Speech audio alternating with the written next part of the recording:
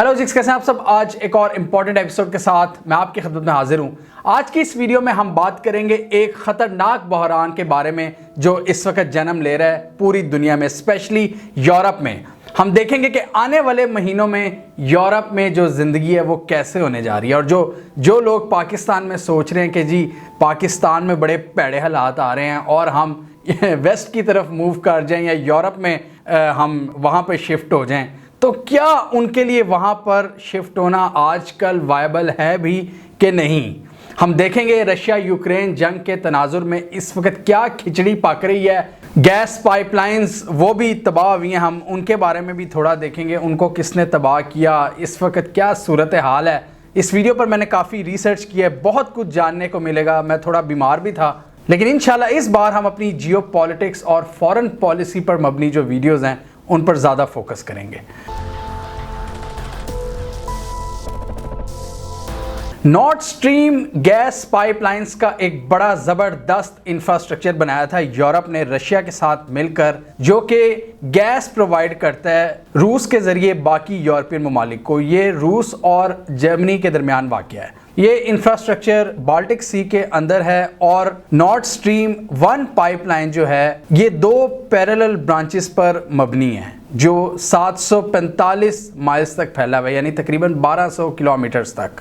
Russia का जो एक अहम शहर है सेंट पीटर्सबर्ग, उसके करीब एक कोस्ट है जो कनेक्ट करती है नॉर्थ ईस्टर्न जर्मनी को। नॉर्थ स्ट्रीम 2 गैस पाइपलाइन जो है ये अभी रिसेंटली इसकी तकमील हुई थी और ये अभी इनएक्टिव थी, यहाँ पर काम शुरू नहीं हुआ था। लेकिन नॉर्थ स्ट्रीम 1 जो गैस पाइपलाइन है वो 2011 से एक्टिव थी, जो इन सब ममालिक ने मिलकर बनाई थी, और उसको भी रशिया ने पिछले माह बंद कर दिया था मेंटेनेंस का कह के। ऑब्वियसली रशिया यूरोप पर दबाव डाल रहा था, उसका जो एक लेवरेज है ऑयल एंड गैस प्रोवाइड करने का यूरोप को, वो उसको यूज़ कर रहा था। लेकिन रूस को क्या पता था कि एक इतनी ज़बरदस्त कार्रवाई होनी है और इन गैस पाइपलाइंस को ही उड़ा दिया जाएगा, इनके बहुत से हिस्सों को। और वो हमने देखा कि किस तरह पूरा एक ऑपरेशन किया गया इनको तबाह करने का, और गैस लीकेजेस हुई, पूरी दुनिया ने देखा। एनवायरमेंटल कंसर्न्स भी इस हवाले से शो हुए और बाद में तहकीकात ने इस चीज़ को साबित कर दिया कि ये एक साबोटाज की कार्रवाई थी, यानी कि इसको प्रॉपरली सोचे समझे प्लान के तहत इन गैस पाइपलाइंस को तबाह किया गया है। ये जो लीकेजेस हुई हैं ये स्वीडन और डेनमार्क के जो एक्सक्लूसिव इकोनॉमिक जोन्स हैं बाल्टिक सी के अंदर, वहाँ पर पेश आई हैं। रशिया यूक्रेन जंग का जब आगाज़ हो रहा था तो उस वक़्त ही हमने कई वीडियोज़ में एक्सप्लेन किया था कि जो यूरोप है वो रूस से बहुत ज़्यादा अपनी ऑयल एंड गैस की ज़रूरियात पूरी करते हैं, तकरीबन 65% से ज़ायद। और इस जंग के बाद अमेरिका ने भी बहुत ज़्यादा दबाव डालना शुरू कर दिया था यूरोप पर कि आप रूस से ऑयल एंड गैस ना ख़रीदें, अपनी सारी इंपोर्ट्स उनको ख़त्म कर दें। जबकि यूरोप इस स्टेप को एब्रप्टली नहीं करना चाहता। ऑब्वियसली उनकी बहुत सी ज़रूरियात हैं, इधर उधर के जो बायर्स हैं, जो इंपोर्ट्स हैं, उन्होंने पहले सिक्योर करनी है, उसके बाद ही वो रशिया वाली ऑप्शन को बिल्कुल शट डाउन करेंगे। लेकिन अमेरिका का पुरजोर इसरार है कि भाई ख़त्म करो। जिस तरह ईरान की ऑयल एक्सपोर्ट्स उन्होंने काफ़ी हद तक उन पर कदगन लगाई है अमेरिका ने, उन मुल्कों पर वो सैंक्शंस लगा देते हैं। अभी रिसेंटली उन्होंने एक इंडियन कंपनी पर सैंक्शन लगाई है कि आप ईरान से क्यों ट्रेड कर रहे थे। इसी तरह अब वो यूरोप पर बहुत ज़्यादा दबाव डाल रहा है, और इस वक्त जो यूरोप की इस्टेब्लिशमेंट है सारी, जो यूरोपीय यूनियन है, वो बहुत ज़्यादा आप कह सकते हैं पिट्ठू है अमेरिका की। तो हमने देखा कि जंग के बाद यूरोप के बहुत से ममालिक ने रशिया से अपनी ऑयल एंड गैस की जो इंपोर्ट्स थी उनमें एक काफ़ी हद तक कमी की भी।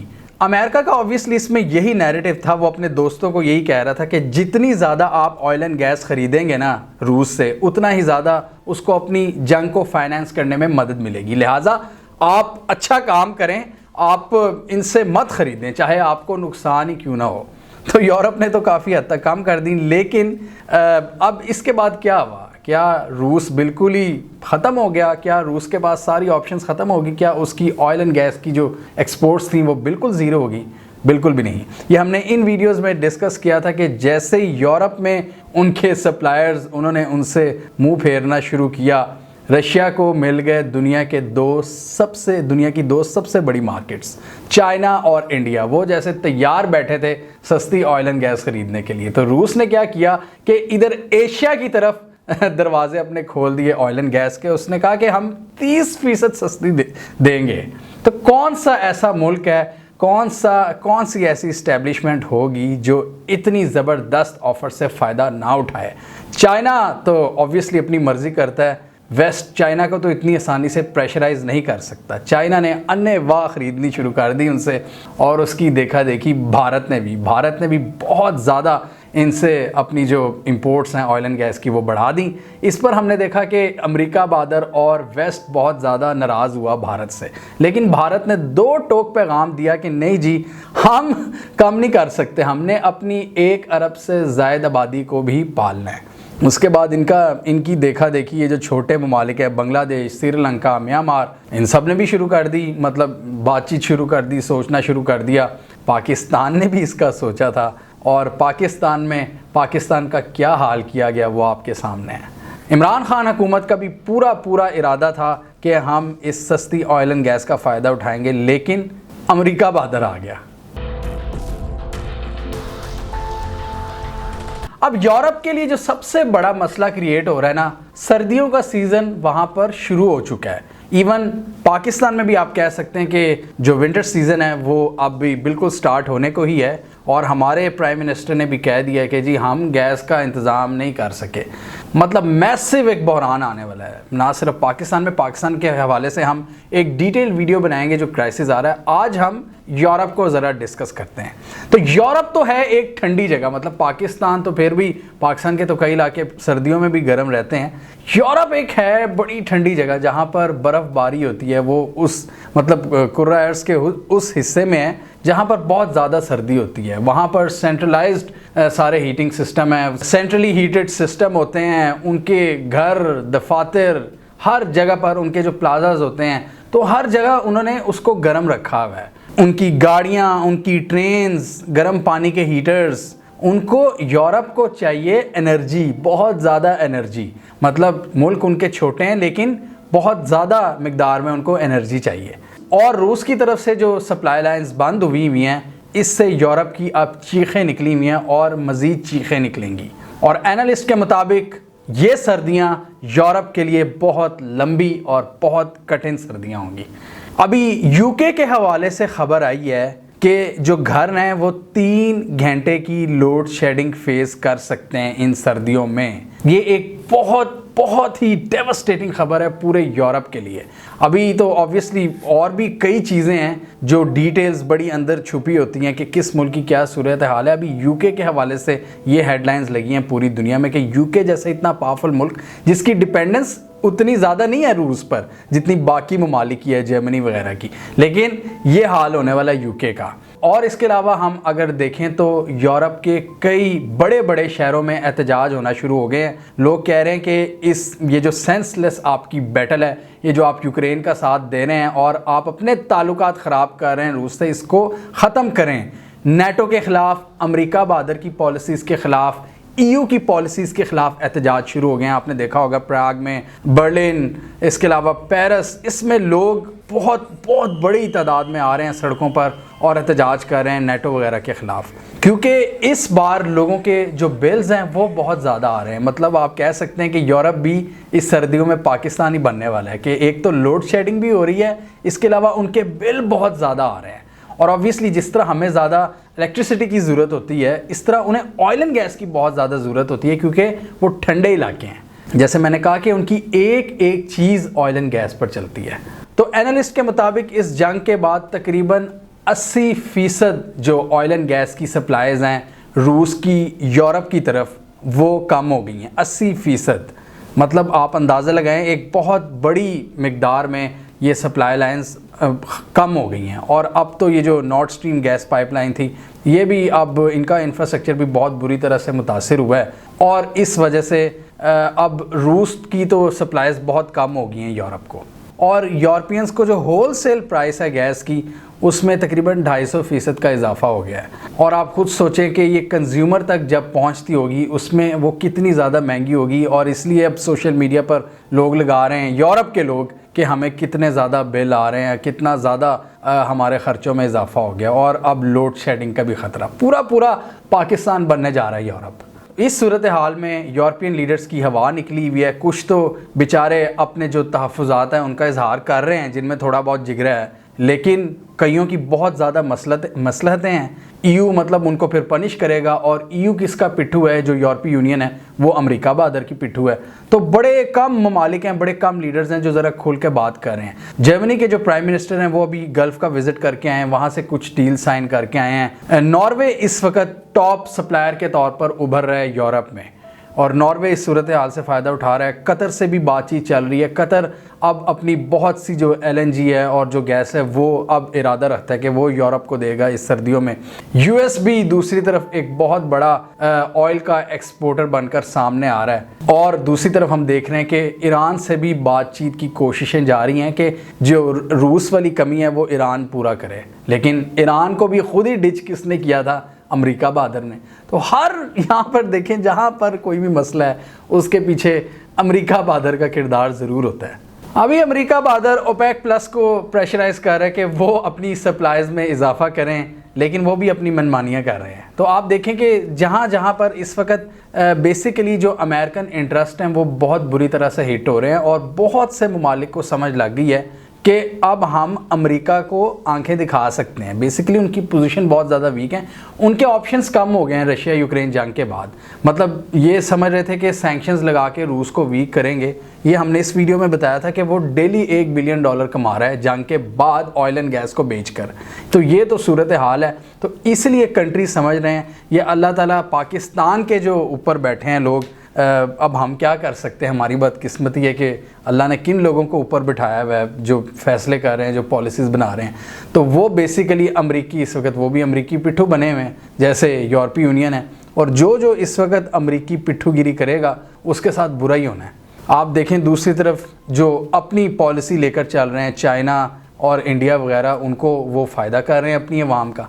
अब इस सारी सूरत हाल में नॉर्थ स्ट्रीम गैस पाइपलाइन का जो हमला हुआ है वो भी बहुत से सवालात को जन्म देता है। वो अब ऑब्वियसली लोग ये सवाल कर रहे हैं कि जब ये विंटर सीज़न स्टार्ट हो रहा था और यूरोप ने एक फ्रेश तरीके से निगोसिएशन स्टार्ट करनी थी रूस से, उस लेवरेज को अब ख़त्म कर दिया गया है। मतलब इन पाइपलाइंस को नुकसान पहुँचाकर अब वो ऑप्शन भी कई महीनों के लिए ख़त्म हो गया, क्योंकि उसको बहाल करने में वो जो पूरा जो कंस्ट्रक्शन का रिकंस्ट्रक्शन का काम होगा, जो फिक्स करना होगा उस पाइपलाइन को, उसमें भी कई महीने लग जाएंगे। तो आधा सर्दियों का सीज़न तो ऐसे ही गुजर जाएगा। तो रशिया के पास भी जो ये एक लेवरेज था वो भी अब कम हो जाएगा, क्योंकि पहले तो रशिया ने बंद की थी नॉर्थ स्ट्रीम 1 अपनी मर्ज़ी से, तो अब वो अपनी मर्ज़ी से खोल नहीं सकते उसको। और स्वीडन और डेनमार्क की जो इंटेलिजेंस एजेंसीज़ हैं उन्होंने इस चीज़ को डिटर्मिन कर लिया है कि बहुत ज़्यादा कई 100 किलो धमाका खेज़ मवाद फिक्स किया गया था इनको तबाह करने में, जो लीकेजेस हुई हैं। और इन लीकेजेस का सबसे बड़ा नुकसान किसको हुआ है? ऑब्वियसली यूरोप को, क्योंकि रूस ऑलरेडी यूरोप को अपनी सप्लाईज कम कर चुका था, अमेरिका का भी दबाव था, और रूस ने तो नए बायर्स ढूंढ लिए हुए हैं एशिया में।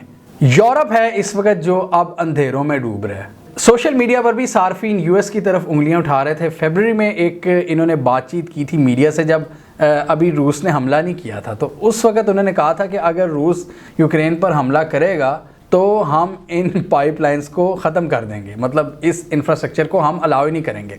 तो फिर इनसे पूछा गया था कि किस तरह, तो उन्होंने कहा कि हम किसी भी कीमत पर इस इंफ्रास्ट्रक्चर को कायम नहीं रहने देंगे। ये बाइडेन साहब ने कहा था। There will be no longer a Nord Stream 2. We will bring an end to it. But how will you do that exactly, since the project and control of the project is within Germany's control? We will. I promise you, we'll be able to do it. European leaders को अब शायद एहसास होना शुरू हो गया कि वो किस बड़ी मुश्किल में फंस चुके हैं। ये जो यूरोपीय यूनियन के लीडर्स हैं ये चुप करके अमेरिका बहादुर की बातें मानी जा रहे हैं, उनके प्रेशर में आ रहे हैं। इनको अब अंदाज़ा होगा कि किस मुश्किल में ये फंस चुके हैं। और ख़ुद यूरोप से आवाज़ें आ रही हैं कि एक बहुत बड़ी हाइब्रिड वॉरफेयर का आगाज़ हो गया है। जर्मनी की इस वक्त हवा निकली हुई है, क्योंकि जर्मनी सबसे ज़्यादा डिपेंड करता है रशिया के ऑयल एंड गैस पर, और जर्मनी है भी एक बहुत इम्पॉर्टेंट मुल्क। और जर्मनी इस वक्त क्या फ़ैसला करता है ये बहुत ज़रूरी होगा इसको देखना आइंदा आने वाले दिनों में। इसमें बहुत से एक्सपर्ट्स ये भी कह रहे हैं कि यूरोपीय यूनियन के अंदर बहुत सी दरारें भी पड़ सकती हैं।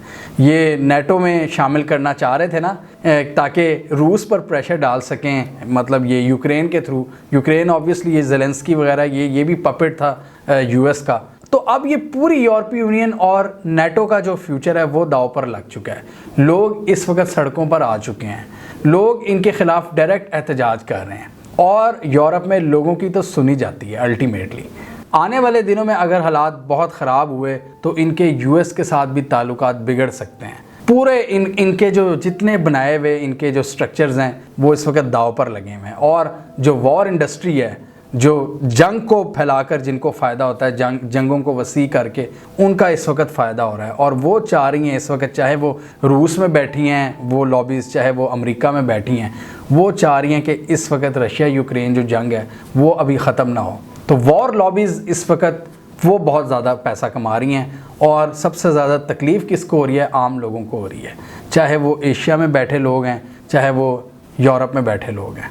तो आज की इस वीडियो में हमने ये समझने की कोशिश की कि रशिया यूक्रेन जंग के बाद रूस और अमेरिका के दरमियान जो टेंशन्स हैं उनके असरात यूरोप पर किस भयानक तरीके से पड़ रहे हैं। इंशाल्लाह अगली वीडियो में हम देखेंगे कि इसके एशिया पर असरात कितने बुरे हो सकते हैं। हमारे रीजन में अपने खित्ते की बात करेंगे।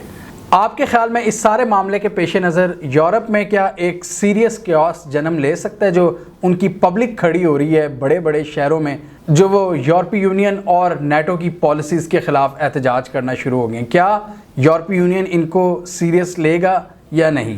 क्या अवाम के दबाव में आकर ये कोई सेंसिबल डिसीजंस ले सकेंगे? क्या रूस के साथ अपने ताल्लुकात को रिकन्सिडर करेंगे और अमेरिका बहादुर के प्रेशर को सस्टेन कर पाएंगे या नहीं? कमेंट कीजिए। इसके अलावा हमारा यूट्यूब चैनल सब्सक्राइब कर लें, साथ ही वो बेल आइकॉन भी दबा लें ताकि वो स्टोरीज़ दुनिया भर से और पाकिस्तान से जिनकी मेन स्ट्रीम मीडिया पर प्रॉपर कवरेज नहीं होती, हमारे प्लेटफॉर्म के थ्रू आप तक टाइम पर पहुंच जाएं।